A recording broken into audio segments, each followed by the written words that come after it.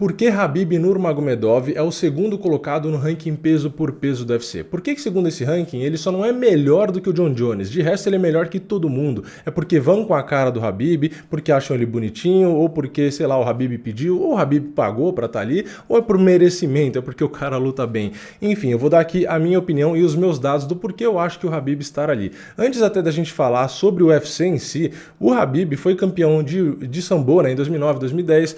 Em 2009 foi na categoria até 74 quilos, depois ele foi campeão mundial até 82 quilos no ano de 2010. Ainda em 2009 também ele foi campeão até 74 quilos na competição de sambo pela Federação Russa. Além disso, ele foi campeão também de ADCC, foi campeão também em outros torneios de grappling. Enfim, tudo que você busca aqui no histórico do Khabib, ele foi campeão. Além disso, ele tem a carreira aí invicta no MMA profissional, né? Ele foi eleito aí o lutador do ano de 2016, né, pelo MMA Awards, que também enfim, é um prêmio bastante conceituado da mídia especializada, entre outros prêmios. Eu não vou parar para ler tudo aqui porque tem tanto prêmio, tem tanta coisa, e ele tem recordes também, né? Ele também tem um recorde ali de mais quedas numa mesma luta, que foi contra o Abel Trujillo, que inclusive é um cara do wrestling, então não é um cara da trocação simplesmente que pegou e derrubou. Não, ele aplicou 21 quedas de 28 tentadas contra um cara que tem uma base ali no wrestling. Fora isso, ele tem os prêmios ali de performance e etc, que alguns outros lutadores também têm, né? Ele não é um recordista.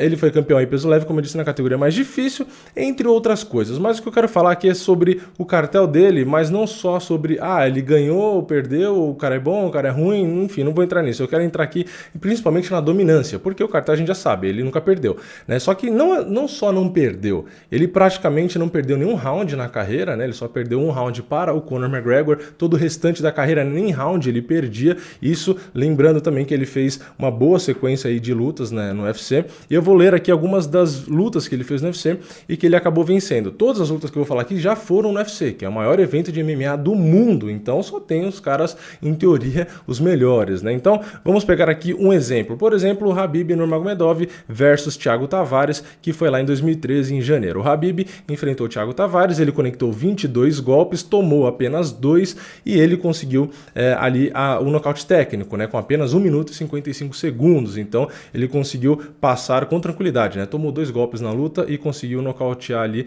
conectando no total um total de 22 golpes, né? Logo depois dessa luta, teve esse confronto contra o Abel Trujillo, que também foi no ano de 2013. Ele conectou ali 23 golpes no Abel Trujillo e tomou apenas 11, conseguiu 21 quedas, né, como eu tinha dito, que foi o recorde aí, e conseguiu ali, fez, né, 2 tentativas de finalização e conseguiu ali também passar a guarda 3 vezes e venceu essa luta por decisão. Então, o cara venceu por decisão, mas pelos números dá pra ver quão superior ele foi, né? Depois temos aqui alguns outros confrontos, eu não vou ler todos, mas vou ler os principais. Então a gente tem aqui com o Rafael dos Anjos, por exemplo, que é um cara do jiu-jitsu, né, faixa preta, um cara excelente, tem muito mais vitórias por finalização do que por nocaute. Apesar dele ter ficado bom na trocação, ele não é um cara da trocação, lembrando, ele é um cara do jiu-jitsu, e mesmo assim o Khabib conseguiu também dominar, né? Ele conectou 36 golpes, tomou apenas 20, conseguiu aplicar 6 quedas no Rafael, e o Rafael basicamente se cansou ali na luta, não conseguiu muita coisa, né? Não tinha pra onde ir, né? Ficou mais ou menos como todo adversário do Khabib fica, sem saber o que fazer, né? Depois a gente teve ali o Khabib Nurmagomedov contra o Darrell Horcher.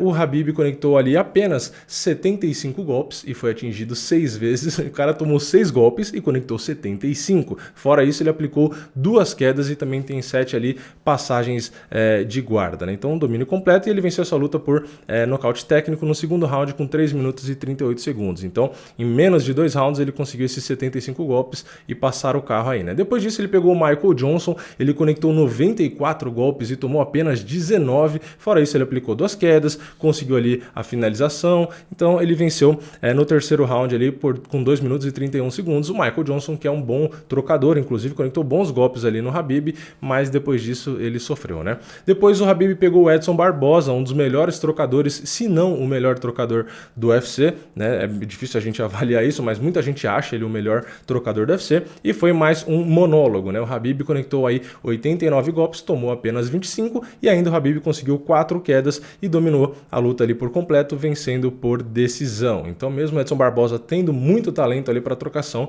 não chegou nem perto de ameaçar o Khabib, né? Depois o Khabib pegou o Wall Iaquinta, que também é um cara do wrestling, só que também não deu para o Wall Iaquinta. O Khabib conectou 134 golpes golpes, tomou apenas 41, ele conseguiu 6 quedas, 7 passagens de guarda, tentou ainda uma finalização, acabou vencendo na decisão, mas venceu muito bem o Al Iaquinta, que é um excelente lutador e que, como eu disse, também tem uma base no wrestling, né? Logo depois o Khabib pegou o Conor McGregor, né, que foi na luta onde ele acabou perdendo um round, como eu disse, a primeira vez que ele perdeu um round, isso, lembrando, ele já tinha feito uma série de lutas no UFC, ele conectou 70 golpes, tomou 51, já foi um pouquinho mais parelho, pelo menos, né? Fora essa diferença dos golpes, ele conseguiu ali também as quedas, conseguiu as passagens de guarda, enfim, vocês assistiram essa luta, vocês sabem como o Khabib dominou ali completamente o Conor, inclusive conseguiu um knockdown, né? Na trocação com o especialista, que é o Conor, ele conseguiu aplicar ali um knockdown e acabou vencendo por finalização ali no quarto round, né? E depois contra o Dustin Poirier, ele conectou 22 golpes, tomou apenas 12,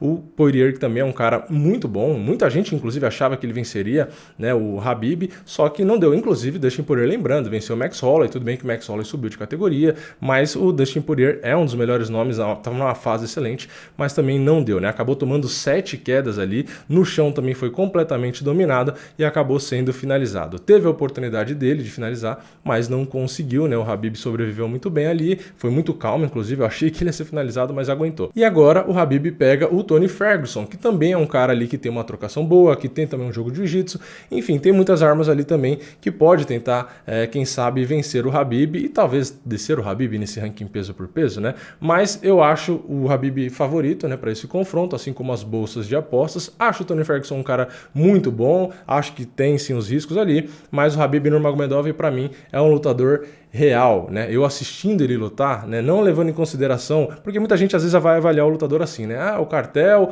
ou deram um nome fácil, deram um nome difícil, mas você não precisa disso necessariamente para saber se o cara é bom. Se você assiste o cara lutando, você vê o que ele faz, as situações, como ele resolve, como ele pensa, as quedas, como ele aplica, como ele se defende, você já sabe se o cara é bom ou não, né? Então, sempre tem esse papo, né? Por exemplo, o MVP, né, lá do Bellator, só pega cara fácil. Muita gente fala, o Anderson Silva só pegou cara fácil. O Big John McCarthy esses dias falou que o Anderson Silva pegou caras mais fáceis até do que MVP, etc. Então, mesmo assim, a gente sabendo que o Anderson, por exemplo, pegou um cara mais fraco, não sei o que, a gente consegue ver, é nítido como o cara é superior, como o cara é bom, né? Então, no caso aqui do Khabib, eu acho que ele pegou muitos nomes relevantes, é óbvio que ele pegou mais para esse final dessas lutas recentes, né? Porque no começo da carreira ali, o cara chegou, o cara não vai disputar o cinturão direto, então ele vai subindo degrau a degrau, vai pegando os nomes ali mais fracos, inclusive cozinharam ele bastante, já era para ele ter disputado o cinturão muito antes, e aí depois foram dando os nomes grandes e ele foi passando um por um.